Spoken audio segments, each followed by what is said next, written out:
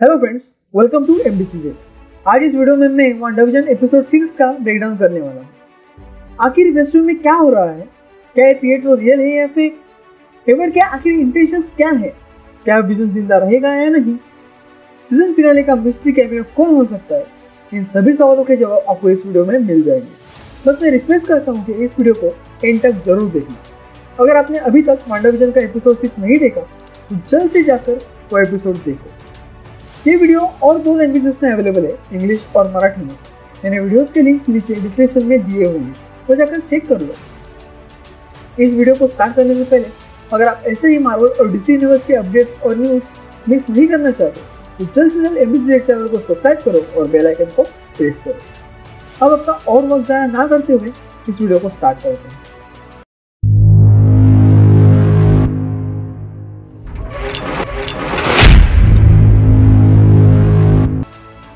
मैंने अपने last video में बताया था कि ये एपिसोड कितना स्पेशल है और ये एपिसोड फैंटास्टिक ही था। मैं तो बहुत ज़्यादा हैप्पी हूँ क्योंकि मेरे थियर्स के बहुत से पार्ट्स एपिसोड को एग्जैक्ट मैच करते हैं। WandaVision एपिसोड 6 ने हमें बहुत सारे ईस्टर एग्स दिए हैं, जिनमें से कुछ मैं यहाँ पर एक्सप्लेन करूँगा। तो फिर से एक बार कह रहा हूँ कि अगर आपने WandaVision एपिसोड 6 नहीं देखा है तो जल्द से जल्द जाकर वो देख लो। अब इस ब्रेकडाउन को स्टार्ट करते हैं।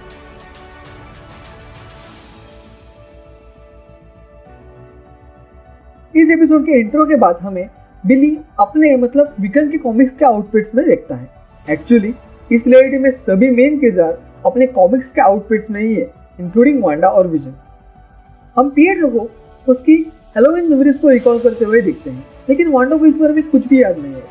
सो पिएट्रो उसे कहता है कि उसने शायद अपनी बहुत सारी मेमोरीज को सप्रेस कर दिया है। एक बात तो पक्की है, पिएट्रो को सब कुछ पता है। जिस तरह से वो कह रहा है ना, उस हिसाब से वांडा ने शायद अपने ट्रॉमास को सप्रेस करने की कोशिश की है और जो उसे यहाँ इस पॉकेट रियलिटी की ओर लेकर आई। अलग पिएट्रो की वजह से वांडा थोड़ी सी अजीब से बिहेव करने लगी।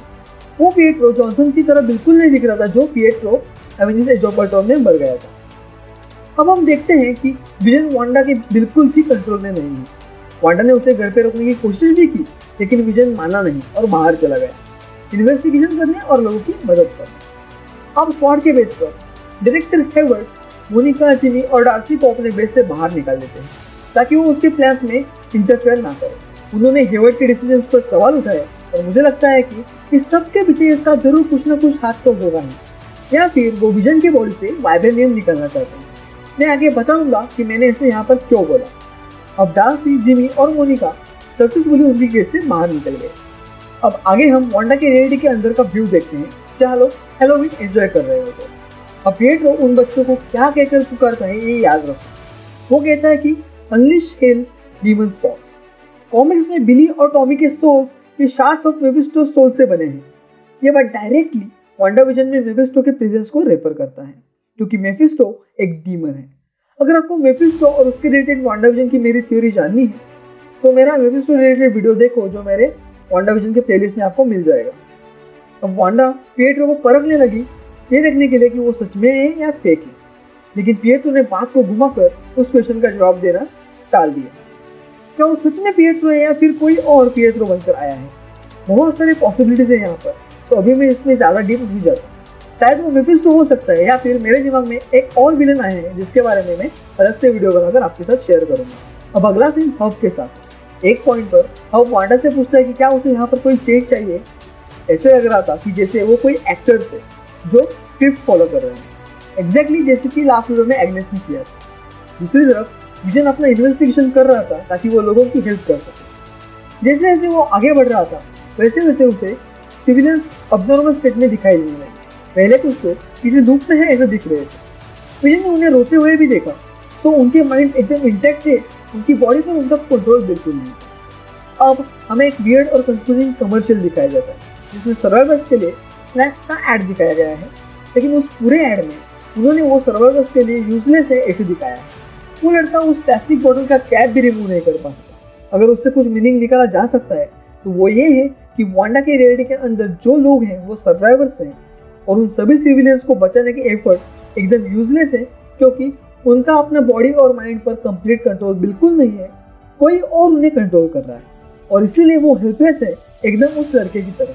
तो फाइनली पिएट्रो हमें कहते हुए दिखता है कि वो वही कर रहा है जो वांडा चाहती है, जैसे कि उसका अचानक से आकर वांडा और विजन को कन्वर्सेशन इंटरप्ट करना। उसने कहा कि उसे जो आखिरी बात याद है वो ये है कि उस पर बुलेट चली थी और उसके बाद उसने वांडा की आवाज़ सुनी थी जैसे कि वो उसे पुकार रही है। अब हमें फर्स्ट टाइम टॉमी के उसके अंकल क्विकसिल्वर जैसे पावर्स दिखते हैं। अब हम देख सकते हैं कि वांडा बिली और टॉमी को किसी भी हालत में एलिस एवेन्यू को क्रॉस नहीं करना है ऐसा बोलती है, क्योंकि एलिस एवेन्यू के बाद वांडा के रियलिटी का बैरियर खत्म हो जाता है। अब दूसरी तरफ मोनिका, डार्सी और जिमी हेवर्ड के ऑफिस में घुसते हैं ताकि उन्हें कुछ क्लू मिले जो हेवर्ड उन सबसे छुपाने की कोशिश कर रहा था। डार्सी ने उनके नेटवर्क को हैक करके उस डेटा का एक्सेस ले लिया। तब उन्हें पता चला कि हेवर्ड ने पहले ही वांडा के रियलिटी के अंदर क्या हो रहा है ये ट्रैक करने का रास्ता ढूंढ लिया था। वो एक्चुअली विजन को ट्रैक कर रहा था। अब वो फुटेज याद करो जहाँ स्वॉट की टीम विजन के कॉप्स पर रिसर्च कर रही थी और तब वांडा ने विजन को चुराया था। मुझे लगता है कि वो विजन की बॉडी को एनालाइज नहीं कर रहे थे, बल्कि वो विजन की बॉडी से वाइब्रेनियम को एक्सट्रैक्ट कर रहे थे। हमें पहले ही पता है कि स्वॉट अब वेपन्स बना रहा है ताकि वो थेनोस जैसे एलियन इन्वेजन को रोक सके। तो एक्चुअली वो ही लोग थे जो विजन के विल के खिलाफ जाकर उसके बॉडी पार्ट्स को वेपनाइज कर रहे थे। अब मैं हेवर्ड के बारे में मेरा एक वर्जन बताता हूँ कि वो एक्चुअल में क्या कर रहा है।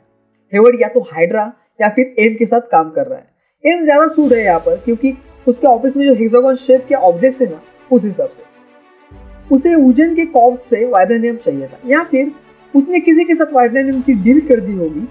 लेकिन वांडा ने विजन की बॉडी चुराकर वो कुछ करे इससे पहले उसके प्लान्स पर पानी फेर दिया। उसके बाद वांडा को मारने की कोशिश में लग गया वो ताकि उसका सच बाहर ना आ सके। उसने वांडा को टेररिस्ट भी कहा ताकि वो बाकियों को उसके खिलाफ कर सके। और अब उसके पावर में जो है वो सब दांव पर लगा रहा है ताकि वो उस वाइब्रेनियम को पा सके। अब जिमी ने कंट्रोल पैनल पर हेक्स के एजेस के पास कुछ लोगों को स्पॉट किया जो बिल्कुल भी हिल नहीं रहे थे। वो शायद वांडा की वजह से ही था। मुझे लगता है कि वो लोग उस बैरियर के क्लोज आए होंगे और उसी वजह से वो फ्रीज मोड में चले गए। अब अगले सीन में विजन इन्वेस्टिगेट करते करते एग्नेस तक आकर पहुंचता है जो भी उसी स्टेट में रहती है, लेकिन वो बात कर सकती थी। इसी वजह से मैं कंफ्यूज हूँ क्योंकि बाकी लोग बात नहीं कर सकते लेकिन एग्नेस कर सकती है, ऐसा कुछ। विजन अपने पावर्स को एग्नेस पर इस्तेमाल करता है ताकि वो उस पर से वांडा का माइंड कंट्रोल निकाल सके। उसके बाद एग्नेस ने उससे हेल्प मांगी और उसके बारे में सब सच बता दिया, यानी कि एवेंजर्स और उसकी डेथ के बारे में। अब फिलहाल तो एग्नेस एक बहुत ही कंफ्यूज कैरेक्टर लग रही है। कभी कभी ऐसा लगता है कि वो भी वहाँ पर ट्रैप्ड है और कभी कभी तो वो बहुत वियर्ड लगती है, लेकिन अब तक तो वो मेरे लिए विलन नहीं है फिलहाल। अब डार्सी को मोनिका के ब्लड के रिपोर्ट्स मिल जाते हैं। वो मोनिका को बताती है कि 2 बार उस एनर्जी फील्ड से हुए अनसेफ इंटरेक्शन की वजह से उसकी बॉडी का स्ट्रक्चर चेंज होने लगा है। फिर से उस एनर्जी बैरियर को क्रॉस करना ये उसके लिए शायद खतरनाक साबित हो सकता है।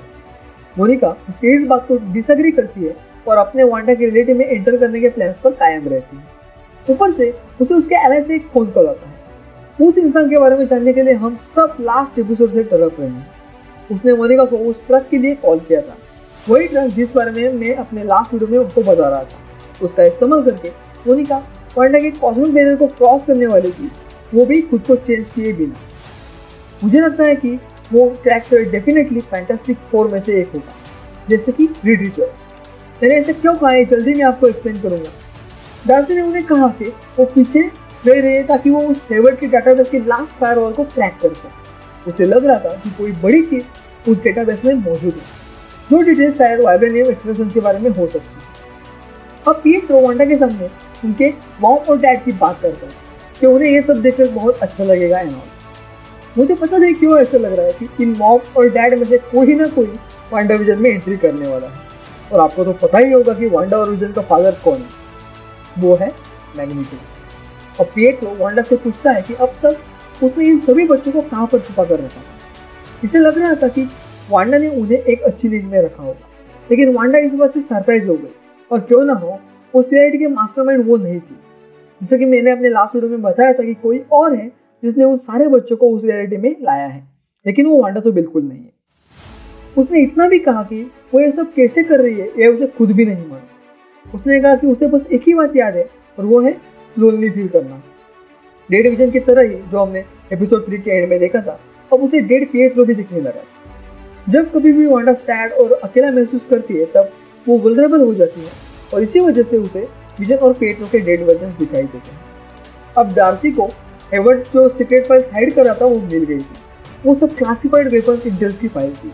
मैंने आपको बताया था कि उस एविलियस हेवर्ड को बस वेपन से ही लेना देना है। डार्सी ने वो फाइल्स जिमी वू को मेल कर दी और विजन ने उस कॉस्मिक पावर्ड एनर्जी बैरियर को पार कर लिया, लेकिन वो पावर विजन को उस रिलेटिव से बाहर जाने नहीं दे रही थी। विजन पीसेस में ब्रेक होने लगा और उस बैरियर के अंदर खींचे चले जाने लगा। कोई भी बैरियर को वांडा की मर्जी के खिलाफ क्रॉस नहीं कर सकता। डार्सी विजन की ओर भागी और बाकियों को उसकी हेल्प करने के लिए कहा, लेकिन किसी ने भी उसकी नहीं सुनी। उन्होंने डार्सी को हैंडकफ्स पहना दिए ताकि वो उन्हें इंटरप्ट ना कर पाए। जैसे कि मैंने अपने रिसेंट वीडियो में बताया था, विजन ने उनसे उन सिविलियंस को बचाने के लिए हेल्प मांगी। विजन अब गिरने लगा। मेरे पॉइंट ऑफ व्यू से सिर्फ वाइब्रेनियम को छोड़कर सभी चीजें विजन के बॉडी से उखाड़ के निकल रही थी। और अब हमें फाइनली बिली के पावर्स भी दिखाई देते हैं। उसे समझ आता है कि विजन मुसीबत में है और इसीलिए वो ये सब जाकर वांडा को बताता है। पिएट्रो विजन की डिसरिस्पेक्ट करता है और इसीलिए वांडा उसे अपनी पावर्स का यूज करके दूर फेंक देती है। अब आता है फैंटास्टिक फोर का ईस्टर एग। वहां पर जो टॉम्बस्टोन है ना, उनमें से एक पर जनरल सेमलमन ऐसे नाम लिखा हुआ होता है। जनरल सेमलमन फैंटास्टिक फोर के असिस्टेंट डायरेक्टर। अब वांडा अपने आसपास के सभी चीजों को फ्रीज कर देती। मुझे लगता है कि उन सबको उसके अगले अटैक से सेव रखने के लिए उसने ऐसा किया है। उसने एक पावरफुल एनर्जी ब्लास्ट किया। अब मैं बहुत खुश हूँ। ऑफकोर्स इस ब्लास्ट की वजह से नहीं, मैंने इसे सेम चीज हो सकती है ऐसे फर्स्ट लेवल के बाद अपने फर्स्ट वांडा विजन की थ्योरी में बताया था और वैसे ही अभी हो रहा था। उस ब्लास्ट की वजह से उस कॉस्मिक एनर्जी बैरियर की रेडियस अब बढ़ने लगी थी। जो भी चीज या इंसान उस बैरियर के कांटेक्ट में आ रहा था वो चेंज होकर वांडा के उस रियलिटी का हिस्सा बन रहा था। वांडा ने विजन को बचा लिया, लेकिन डार्सी भी वांडा के उस रियलिटी का हिस्सा बन गई। जिमी वू, मोनिका और हेवर्ड अपने एजेंट्स के साथ वहां से निकलने में सक्सेसफुल हो गए तो यहाँ पर एपिसोड खत्म हो गया। अब एक शॉर्ट थियरी, मैं ज्यादा डीप भी नहीं जाने वाला हूँ इसमें। मुझे लगता है कि जब भी वांडा को हेल्प की जरूरत होती है या फिर वो अकेले फील करती है, तब उसका अल्टर ईगो वांडा की जगह लेता है और उसकी हेल्प करता है। और वो और कहीं नहीं बल्कि स्कारलेट विच होगी। एक तरह से मल्टीपल पर्सनैलिटी की तरह है और इसीलिए वांडा को वो जो अपने पावर्स को यूज करके कर रही थी वो बिल्कुल भी याद नहीं रहता था। अब आप लोग डीसी के फ्लैश सीरीज के किलर फ्रॉस्ट के कैरेक्टर को रेफर करो, तब आपको आसानी से समझ आएगा कि मैं यहाँ पर क्या कहना चाहता हूँ। शायद इसमें एक दूसरा एंगल भी हो सकता है जहाँ कोई और वांडा को कंट्रोल कर रहा है। इस एपिसोड में डेफिनेटली मेफिस्टो के लिए स्ट्रॉन्ग रेफरेंस है, सो वो विलन हो सकता है। मेरे पास और एक नई विलन रिलेटेड थ्योरी है जो मैं आपको अगले वीडियो में बताऊंगा। ये वीडियो पहले ही बहुत लंबा हो चुका है और मैं इसे नहीं बढ़ाना चाहता। ये मेरा कंप्लीट ब्रेकडाउन है। अगर आपके पास कोई और डिटेल्स है या फिर आप अपना ओपिनियन देना चाहते हो तो नीचे कमेंट सेक्शन में मेंशन कर दो। अगर आपको ये ब्रेकडाउन पसंद आए तो वीडियो लाइक करके सभी मार्वल फैंस तक इस वीडियो को शेयर करो। अगर आपको ऐसे ही डेली बेसिस पर मार्वल और डीसी यूनिवर्स रिलेटेड अपडेट्स और न्यूज चाहिए तो जल्द से जल्द एमबीसी चैनल को सब्सक्राइब करो और बेल आइकन को प्रेस करो। Now I will see you in the next video. Till then, do whatever you want to do guys. Just be safe, don't hurt anyone and be happy.